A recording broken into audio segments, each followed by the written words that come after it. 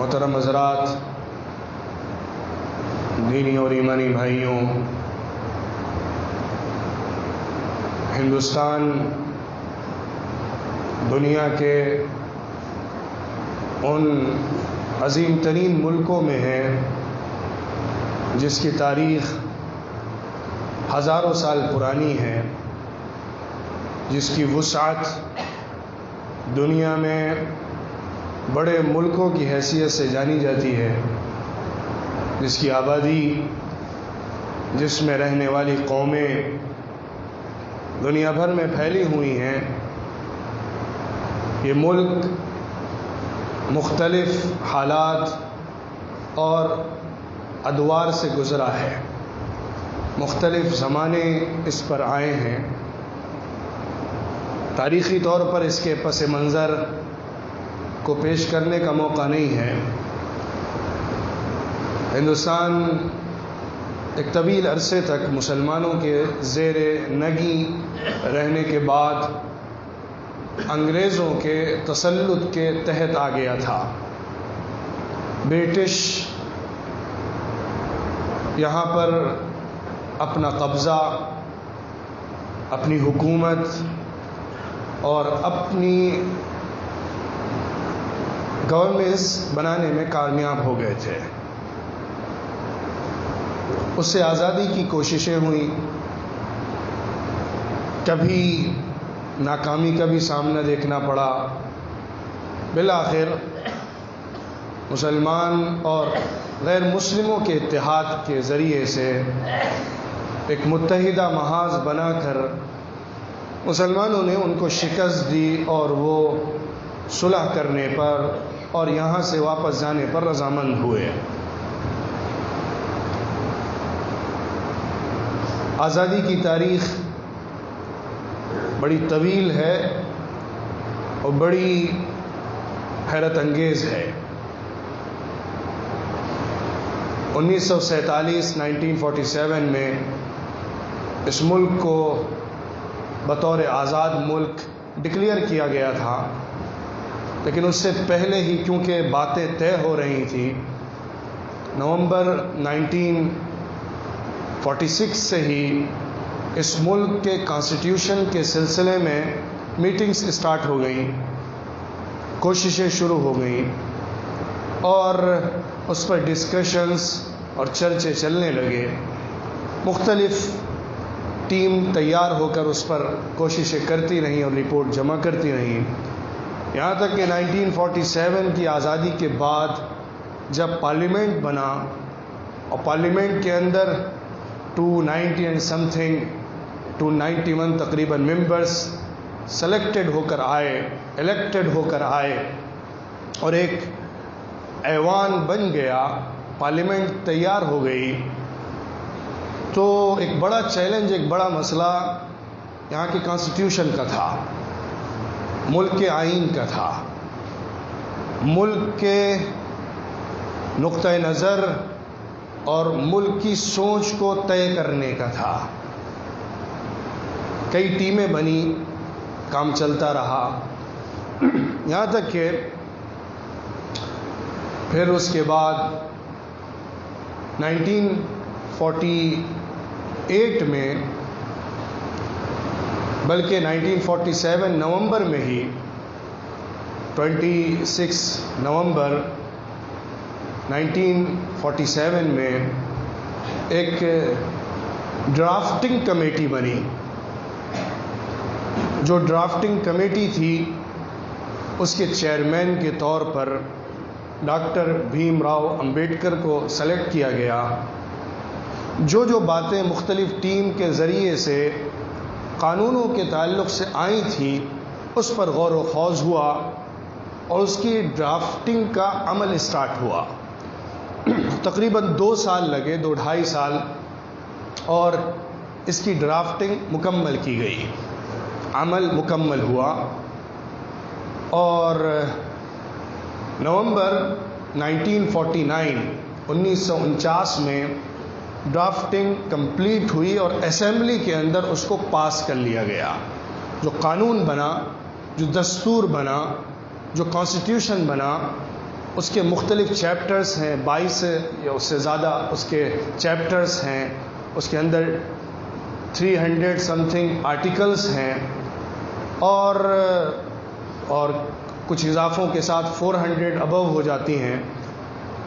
وہ کانسٹیٹیوشن تیار ہوا، اس میں مختلف پہلوؤں کو جمع کرتے ہوئے ہندوستان کے اندر رہنے والے سٹیزنز کے رائٹس اور حقوق، اسٹیٹس کے رائٹ، گورنمنٹ کے اصول و ضابطے، اور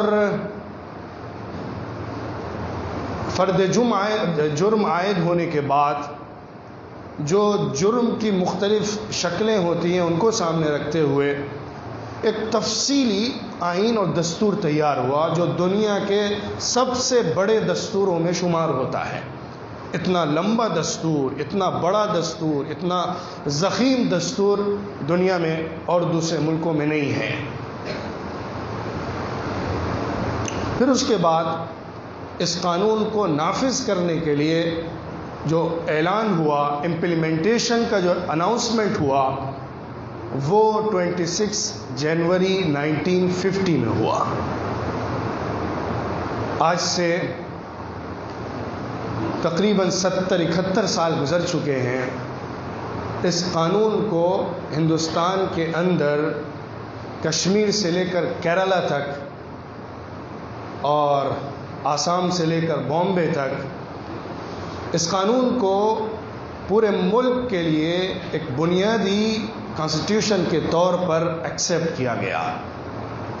اس میں پارلیمنٹ کا رائٹ کیا ہے، پارلیمنٹ کا انٹرفیئرنس کتنا ایکسیپٹ ہوگا، اس کے بارے میں بھی تفصیلات موجود ہیں، لیکن بنیادی طور پر یوں سمجھیے کہ اس قانون کو پورے ملک کے تمام انسٹیٹیوشن کے اوپر مانا گیا، ایون پارلیمنٹ کے اوپر بھی اس کو ترجیح اور فوقیت دی گئی، اور جو امینڈمنٹس ہوتے ہیں اس کے بارے میں بھی آرٹیکلز کے اندر تفصیلات دی گئیں کہ کن کن چیزوں کو سامنے رکھتے ہوئے امینڈمنٹس کیے جا سکتے ہیں۔ اس میں فری ہینڈ نہیں دیا گیا، اور یہ بنیاد طے کر دی گئی کہ اس کانسٹیٹیوشن کے اسٹرکچر کو کبھی بھی ختم نہیں کیا جا سکتا ہے۔ اس کے اندر بنیادی طور پر فنڈامنٹل رائٹس ہیں، وہ چیپٹر جو ہے بہت اہم چیپٹر ہے، اور اس قانون کو سوشلسٹ اور بعد میں اضافہ کر کے سیکولر ڈیموکریٹک ایک قانون دیا گیا، اور اس ملک کو یہ کنٹری بتایا گیا، سوشلسٹ سیکولر ڈیموکریٹک کنٹری۔ جہاں تک میں سمجھتا ہوں اس قانون کی جو روح ہے، اس قانون کی جو بنیاد ہے، جو اساس ہے، جس پر سب سے زیادہ فوکس ہے، وہ بنیادی طور پر آپ سمجھیے کہ ایکویلٹی، لبرٹی، ڈگنیٹی، فریڈم، ان چیزوں کو سب سے زیادہ امپوز کرتی ہے۔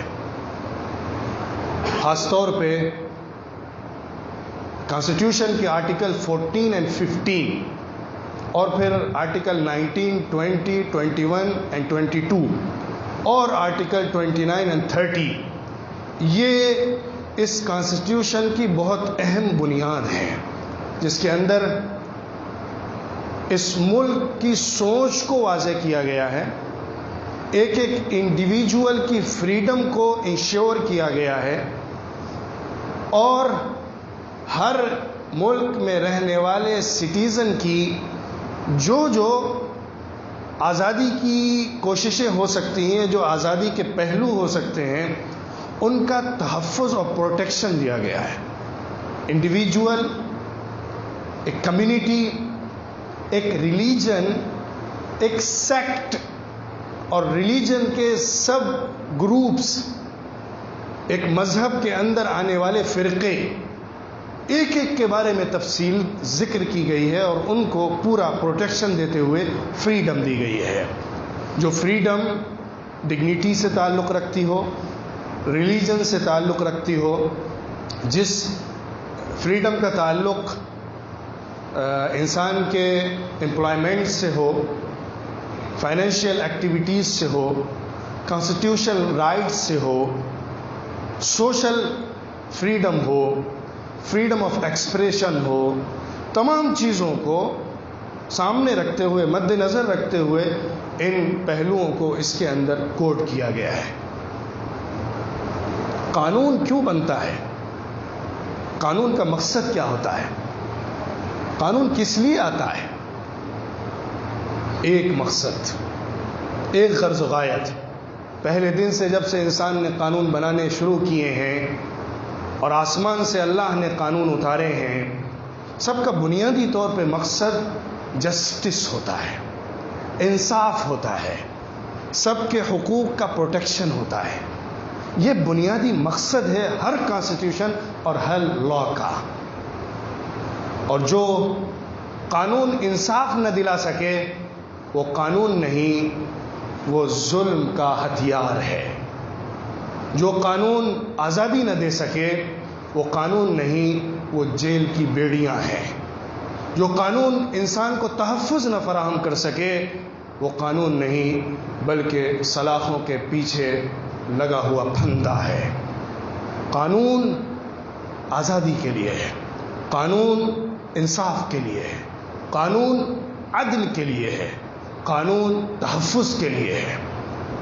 قرآن میں اللہ تعالیٰ نے قانون کے سلسلے میں عدل و انصاف کی بنیاد کو سامنے رکھتے ہوئے اتنا بلند معیار قائم فرمایا یا ایھا الذین آمنوا كونوا قوامین بالقسط شهداء للہ ولو على انفسکم او الوالدین والاقربین ان یکن غنیا او فقیرا فاللہ اولی بہما فلا تتبعوا الهوى أن تعدلوا وإن تلووا أو تعرضوا فإن الله كان بما تعملون خبيرا۔ ایمان والوں، انصاف کو لے کر مضبوطی سے قائم ہو جاؤ، گواہ بنو، اور اگر حق تمہارے خلاف ہو تو اپنے خلاف گواہی دینا، تمہارے والدین کے خلاف ہو اپنے والدین کے خلاف گواہی دینا، تمہارے رشتہ داروں کے خلاف ہو اپنے رشتہ داروں کے خلاف گواہی دینا، مالدار کی مالداری اور غریب کی غریبی تمہارے نزدیک عدل کو قائم کرنے اور انصاف کو لانے میں رکاوٹ نہیں بننا چاہیے۔ اگر رخ موڑو گے اور جان بوجھ کر صرف نظر کرو گے تو یاد رکھنا کہ تمہارے سارے کرتوتوں کو اللہ خوب جانتا ہے۔ یہ معیار، یہ کرائیٹیریا کہ انصاف کے لیے اپنے خلاف بھی کھڑا ہونا پڑے تو کھڑے ہو جانا، اپنے والدین کے خلاف بھی کھڑا ہونا پڑے تو کھڑے ہو جانا، حق، انصاف، عدل، اس کو قائم کرنا ہے، اسی کو لاگو کرنا ہے۔ حضور اکرم صلی اللہ علیہ وسلم نے انصاف کی دہائی دی، انصاف کا بہترین معیار قائم فرمایا کہ اس کے اندر حاکمیت اللہ کو دی، بنیادی طور پر قانون سازی کا حق اللہ کو، کریٹر کو دیا، کہ اس میں کسی سیکٹ، کسی گروپ، کسی ایک نیشن، کسی ایک انسانوں کی جماعت کا انفلوئنس نہ ہو، بلکہ بنیادی طور پر اس کا اسٹرکچر اللہ رب العزت کی طرف سے طے کیا جائے، اور پھر اس کے اندر حالات کے اعتبار سے، مسائل کے اعتبار سے ایک دائرہ دیا جائے جس کے اندر اس کے امپلیمنٹیشن کے لیے ایک گنجائش ہو۔ حضور اکرم صلی اللہ علیہ وسلم نے عدل کو قائم فرمایا، سارے معیاروں کو جو دنیا کے اندر ہوتے ہیں ڈھا دیا، ختم کر دیا۔ معیار یہ بنایا، لو ان فاطمة بنت محمد سرقت لقطعت يدها، اگر محمد کی بیٹی فاطمہ بھی چوری کرے گی تو بھی میں اس کا ہاتھ کاٹوں گا۔ جبکہ ایک قریش کی بڑی خاتون نے چوری کر لی تھی اور چوری ثابت ہو گئی تھی، لوگ پریشان تھے کہ ایک بنو مخزوم کی بڑی عزت والی عورت ہے، اس پر اگر حد نافذ کر دی گئی تو پھر ایک بڑا مسئلہ ہوگا کہ ایک بڑے خاندان کی عورت پر غلطی کی وجہ سے حد نافذ کی جا رہی ہے۔ سفارش کے لیے اسامہ ابن زید رضی اللہ عنہ کو حضور صلی اللہ علیہ وسلم کے پاس بھیجا گیا۔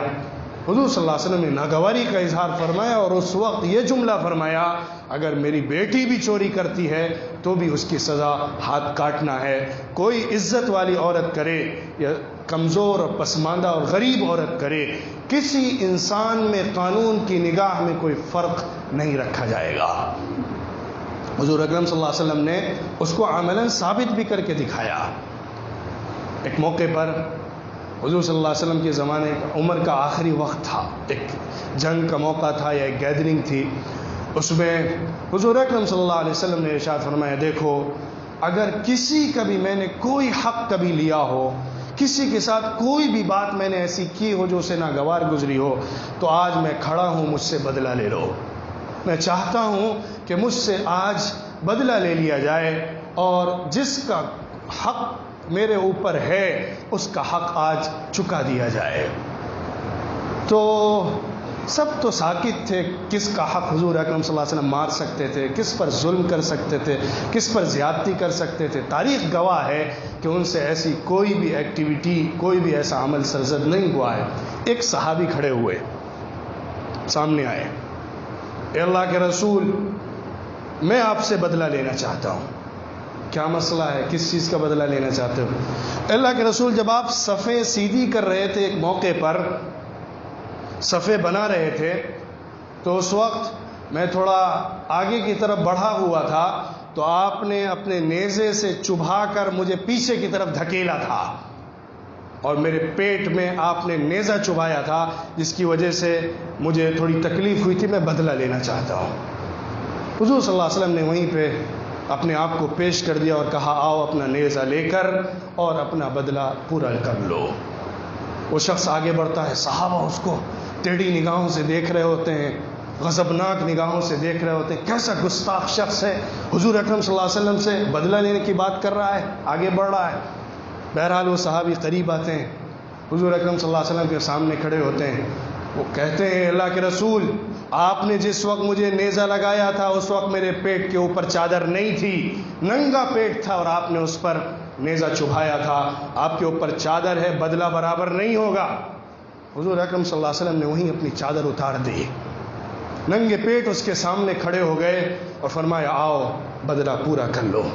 اس نے منظر دیکھا اور آ کے حضور صلی اللہ علیہ وسلم کے جسم مبارک سے لپٹ گیا اور بوسہ لینے لگا، کہنے لگا، اے اللہ کے رسول، میری ایک خواہش تھی کہ مرنے سے پہلے ایک دفعہ آپ کے جسم کو ٹچ کر لوں، اس کے لیے میں نے یہ ساری باتیں کی، میری خواہش پوری ہو گئی، اب میرے لیے موت آسان ہے۔ ایک طرف آپ دیکھیے کہ عدل و انصاف کے معیار کا یہ پیمانہ، اور دوسری طرف محبت کا یہ منظرنامہ۔ حضرت ابوبکر صدیق رضی اللہ عنہ فرماتے تھے، جس وقت وہ خلیفہ بن رہے تھے، دیکھو میں سیدھا چلوں تو میرا ساتھ دینا، اور اگر میں کچھ غلط کرنے لگوں تو مجھے ٹوک دینا، روک دینا۔ حضرت ابوبکر صدیق رضی اللہ عنہ نے فرمایا تھا، میری قوم کا جو طاقتور آدمی ہے وہ میرے نزدیک کمزور انسان ہے، جب تک کہ میں اس سے حق لے کر حق والے کو حق نہ دے دوں، اور میری قوم کا جو کمزور انسان ہے وہ میرے نزدیک سب سے طاقتور انسان ہے، جب تک کہ میں اس کو اس کا حق نہ دلا دوں۔ یعنی طاقتور اپنی طاقت کی وجہ سے عزت والا نہیں ہوگا، حق برابر سے ڈسٹریبیوٹ ہوگا۔ کمزور اپنے فقر اور غریبی کی وجہ سے کمزور نہیں ہوگا، اسے حق پورا پورا دیا جائے گا۔ حضرت عمر فاروق رضی اللہ عنہ، ان کے عدل و انصاف کے چرچے پوری دنیا میں رہے، اور ان کے جو قانون سازی اور قانون کے ذریعے سے ایک ملک کو چلانے کا نظام ہے، وہ آج بھی دنیا اڈاپٹ کرتی ہے اور اس پر عش عش کرتی ہے۔ حضرت عمر فاروق رضی اللہ عنہ ایک موقع پر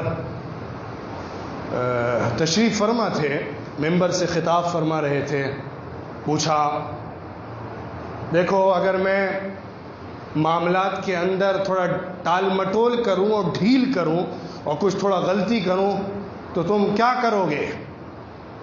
حضرت عمر رضی اللہ عنہ جیسا جلالی انسان، جس کے سامنے کسی کی آواز نہیں اٹھتی تھی، ان کے حالات اور ان کی زندگی کو پڑھیں تو حیرت ہوتی ہے کہ انصاف کا معیار کیسے قائم ہوتا ہے۔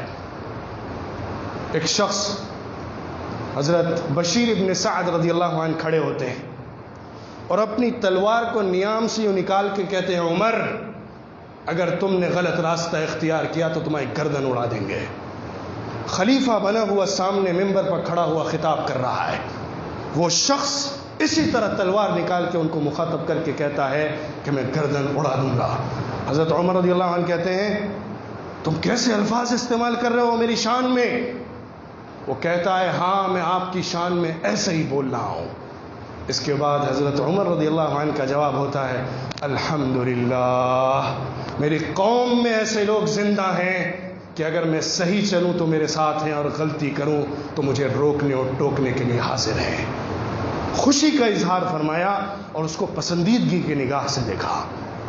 ایک موقع پر حضرت عمر رضی اللہ عنہ خلیفہ تھے, خطبہ دے رہے تھے اور اس میں مہر کے مسئلے پر گفتگو فرما رہے تھے.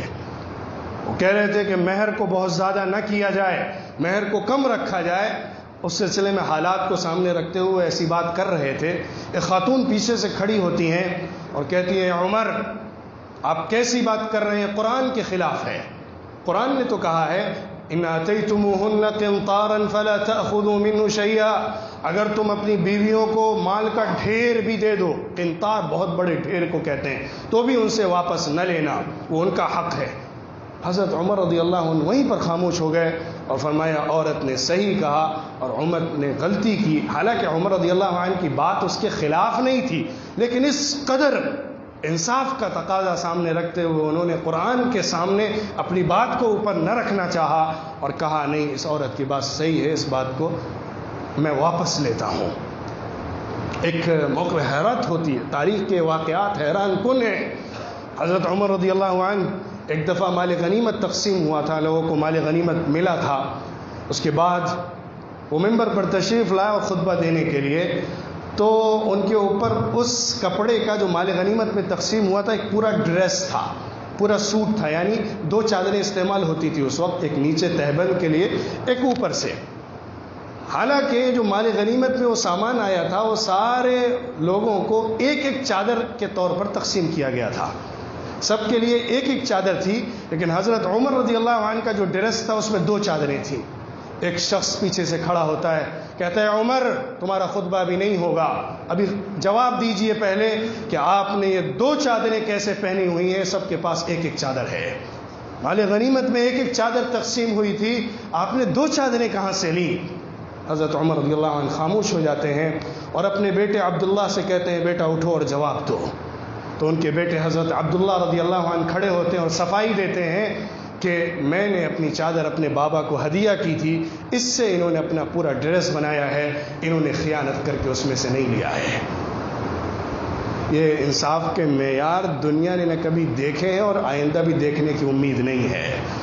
جس کے لاؤ لشکر اور جلال سے پرشین امپائر تہو بالا ہو چکا ہو, رومن امپائر ڈھہ چکا ہو, جس کے جاہ و جلال کے تحت فلسطین اور شام سے لے کر مصر تک, جزیرۃ العرب تک, یمن تک, سندھ تک حدود پھیل چکے ہوں, وہ مٹی کے اوپر ایک اینٹ کو لے کر تکیہ بنا کر سوتا ہو, جس پر بڑے بڑے بادشاہ کے نمائندے آتے ہوں تو ان کو یقین نہ ہوتا ہو کہ اتنے بڑے کنگڈم کا یہ بادشاہ ہو سکتا ہے.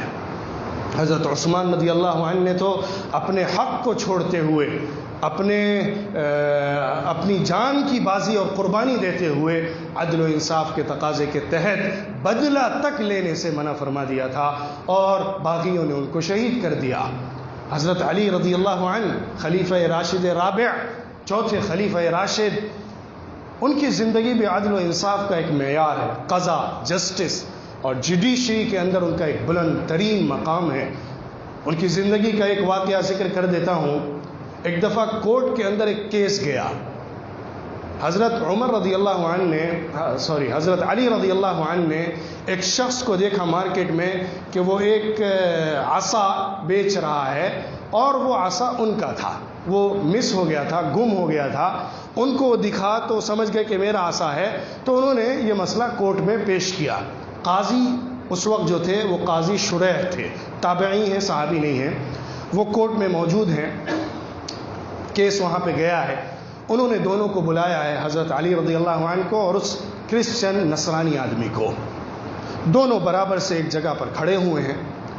وہ پوچھتے ہیں حضرت علی سے، آپ نے کیس دائر کیا ہے اور آپ کا اس کے اوپر یہ کہنا ہے کہ یہ عصا میرا ہے.